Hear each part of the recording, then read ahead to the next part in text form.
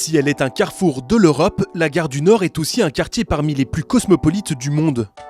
Alors, quand le concept hôtelier 25 Hours débarque pour y ouvrir son premier établissement dans une ville non germanophone, c'est vers cette gigantesque diversité culturelle qu'il souhaite puiser ses inspirations. Christophe Hoffmann, PDG du groupe, se tourne vers Alex Toledano, New-Yorkais d'origine mais parisien d'adoption et surtout spécialiste du 10e arrondissement, sujet de sa thèse d'historien de la ville.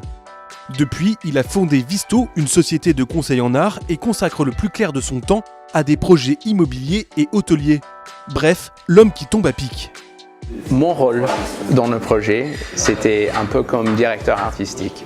Le rôle de notre société Visto, on s'occupait de la sélection de toutes les œuvres d'art et tous les accessoires, la signalétique, des choses comme ça dans l'hôtel, mais aussi, de plus important, le concept global. Notre but, c'était de créer une histoire et un concept qui montrerait tout ce qu'on adore de ces quartiers aux alentours de la gare, aux clients, partout, le plus possible. Au centre de ce projet, c'était un livre qui s'appelle Portraits of the Gare du Nord, que j'ai écrit, où on a interviewé 15 personnes qui font des choses complètement différentes dans ces quartiers.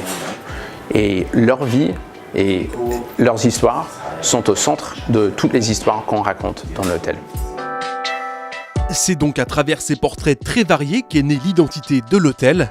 On découvre par exemple le Sap Bar, inspiré de Jocelyn, un sapeur d'origine congolaise que l'on peut croiser dans les rues du quartier. Mais cela passe aussi par des affiches de films imaginaires issus de Kollywood, l'industrie du cinéma tamoul dont la communauté est très importante dans le 10e arrondissement. Sur chacune de ces affiches peintes, on retrouve les protagonistes du livre. Outre le bar à cocktail, l'hôtel abrite aussi Neni, un restaurant familial d'origine israélienne, mais pas seulement.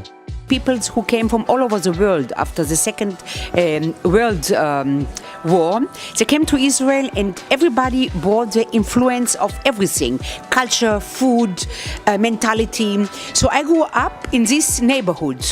So also the food that you will taste here, I'm calling it the world kitchen. So, for example, I have an influence of Romanian kitchen too. My parents they came from Bucharest, from Romania. One of the dishes, the vegan dish, is with polenta. I grew up with polenta.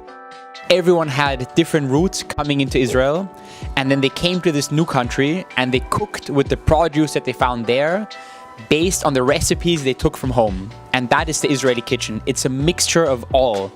And that's what we do here at Neni. Avec ce méli-mélo artistique d'inspiration asiatique ou africaine, combiné au travail de l'agence Dry Meta pour la conception du mobilier, 25 Hours réussit l'ambitieux challenge d'ouvrir un hôtel à l'image de son quartier, cosmopolite et haut en couleur.